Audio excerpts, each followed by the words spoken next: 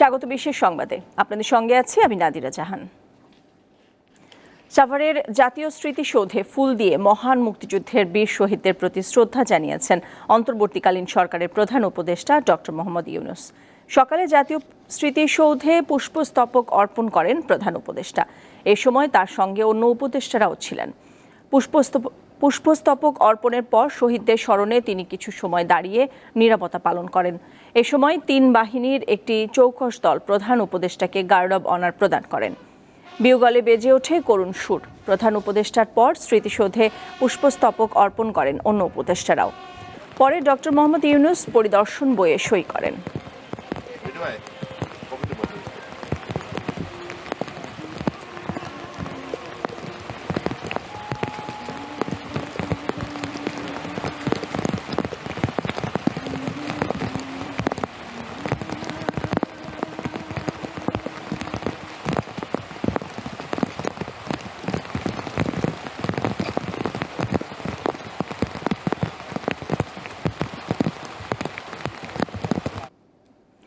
এর আগে বৃহস্পতিবার রাতে শপথ নেন অন্তর্বর্তীকালীন সরকারের উপদেষ্টারা।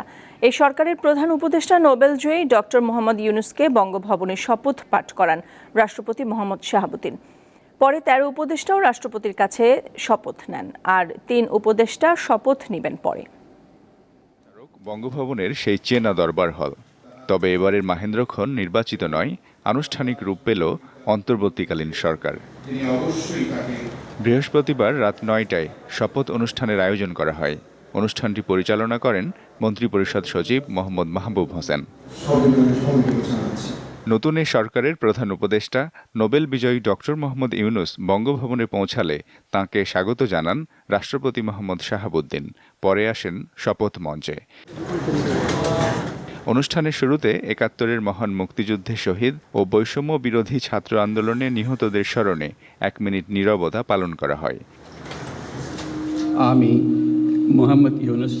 প্রথমে অন্তর্বর্তীকালীন সরকারের প্রধান উপদেষ্টা ডক্টর মোহাম্মদ ইউনূসকে শপথ পাঠ করান রাষ্ট্রপতি। পরে শপথ স্বাক্ষর করেন প্রধান উপদেষ্টা। আমি আইন অনুযায়ী অন্তর্বর্তীকালীন সরকারের প্রধান উপদেষ্টা পদের কর্তব্য বিশ্বস্ততার সহিত পালন করিব। এরপর তালিকার অন্যান্য উপদেষ্টারা রাষ্ট্রপতির কাছ থেকে শপথ নেন। অন্তর্বর্তীকালীন সরকারের উপদেষ্টা পদের কর্তব্য বিশ্বস্ততার সহিত পালন করিব। নিয়োগ পাওয়া ১৬ উপদেষ্টার মধ্যে ১৩ জন শপথ নিয়েছেন। ঢাকার বাইরে থাকায় ফারুকী আজম, সুপ্রদীপ চাকমা ও বিধানরঞ্জন রায় এই ৩ উপদেষ্টা শপথ নিতে পারেননি। তবে তাঁদের নিয়োগ সম্পন্ন হয়েছে। শিগগিরই এই ৩ উপদেষ্টা শপথ নেবেন। গত কদিন থেকে দেশবাসী অধীর আগ্রহে অপেক্ষা করছিলেন কবে নাগাদ গঠন হবে অন্তর্বর্তীকালীন সরকার। অবশেষে সেই অপেক্ষার অবসান হলো। দেশের সংস্কারে নতুন এই সরকারের কাছে জনগণের প্রত্যাশাও বেশি। তবে অনেকে বলছেন সরকারের প্রথম পদক্ষেপ হওয়া উচিত ন্যায্যতার ভিত্তিতে দুর্নীতিমুক্ত একটি রাষ্ট্র ব্যবস্থা প্রতিষ্ঠা করা। মিজানুর রহমান, দীপ্ত সংবাদ, ঢাকা। ছাত্র জনতার অভ্যুত্থানে অর্জিত দ্বিতীয় স্বাধীনতাকে নস্যাৎ করতে ষড়যন্ত্রকারীরা দেশে একটি অরাজকতা ও ভীতির পরিবেশ তৈরি করেছে। তবে এটাকে দমন করা হবে। প্রধান উপদেষ্টা হিসেবে অন্তর্বর্তীকালীন সরকারের শপথ নিয়ে জাতির উদ্দেশ্যে দেয়া ভাষণে এমনটাই জানিয়েছেন ডক্টর মোহাম্মদ ইউনূস। ছাত্র জনতার অভ্যুত্থানে আমাদের দ্বিতীয় স্বাধীনতা অর্জন উৎসবের মুহূর্তে এই স্বাধীনতাকে নস্যাৎ করার জন্য ষড়যন্ত্রকারীরা দেশে একটা অরাজকতার ও ভীতির পরিবেশ সৃষ্টি করেছে। অরাজকতা আমাদের শত্রু, একে দ্রুত পরাজিত করতে হবে। এই মুহূর্তে সরকারের প্রথম কর্তব্য হিসেবে আমরা এই ষড়যন্ত্রকারীদের কঠিন হাতে দমন করব। স্বাধীনতার মুক্ত বাতাস যেন প্রত্যেকে বুক ভরে নিতে পারে, এই নিশ্চয়তা দানেই আমাদের সরকারের প্রথম পরিস্থিতি। এই ব্যাপারে দেশবাসীর সহযোগিতা কামনা করছি।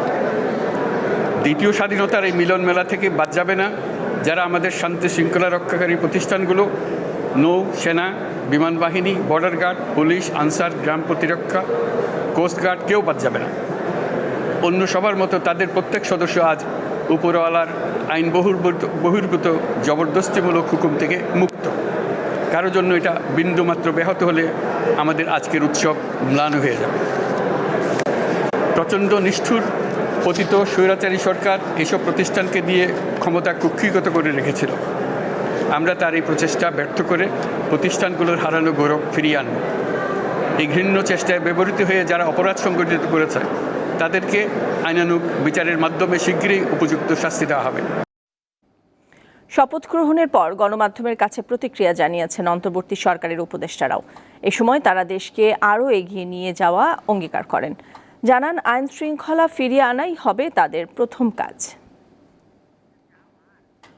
যারা এই গণহত্যাকারীদের সাথে জড়িত রয়েছে তাদের বিচার করা, এবং আমরা দেখেছি যে স্বৈরাচারী ফ্যাসিস্ট হাসিনা দেশ ছেড়ে পালিয়েছে, আমরা অবশ্যই তাকে বাংলাদেশে ফিরিয়ে এনে গণহত্যার দায়ে বিচারের দায়ে দণ্ডিত করব।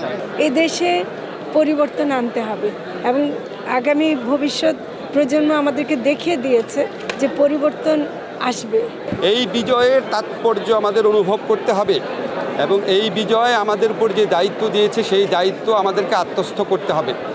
আমি মনে করি আমাদের প্রধান কনসার্ন হচ্ছে ল অ্যান্ড অর্ডার সিচুয়েশনকে রেস্টোর করা।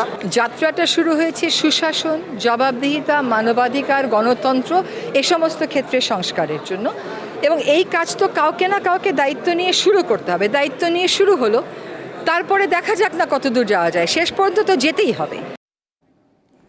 অন্তর্বর্তী সরকারের শপথ নেওয়া 13 উপদেষ্টার প্রায় সবাই নিজ নিজ ক্ষেত্রে বেশ পরিচিত।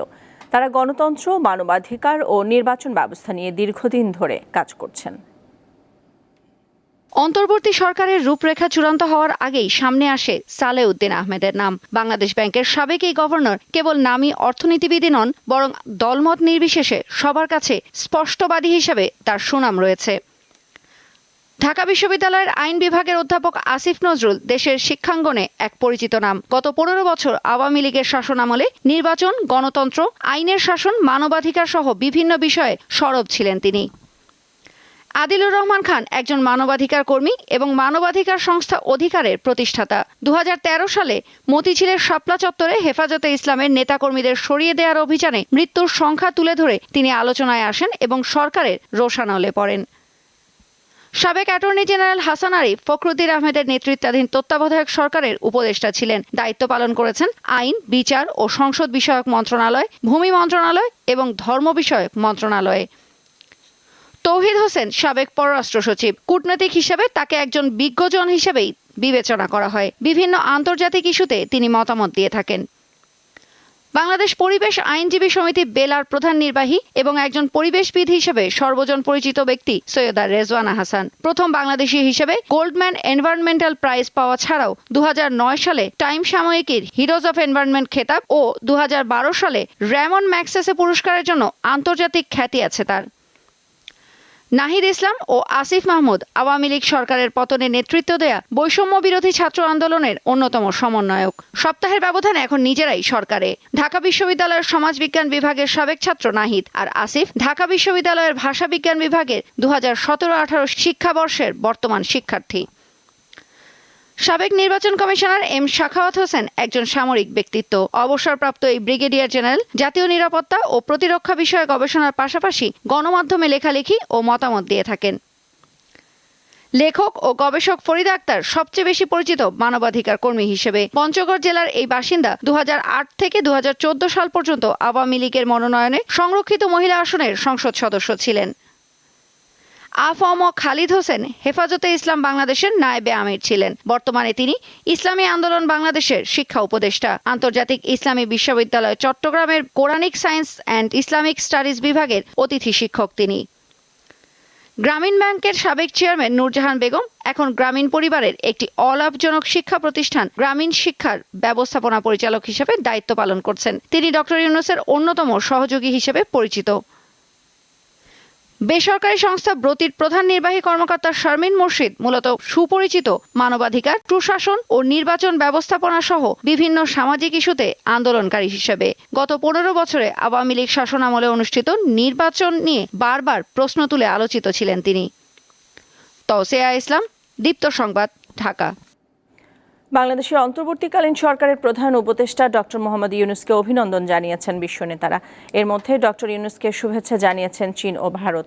বেইজিং জানিয়েছে ঢাকার সঙ্গে কাজ করতে প্রস্তুত তারা। এর আগে বৃহস্পতিবার রাতেই ভারতের প্রধানমন্ত্রী নরেন্দ্র মোদীও শুভেচ্ছা জানিয়ে এক পোস্ট করেন।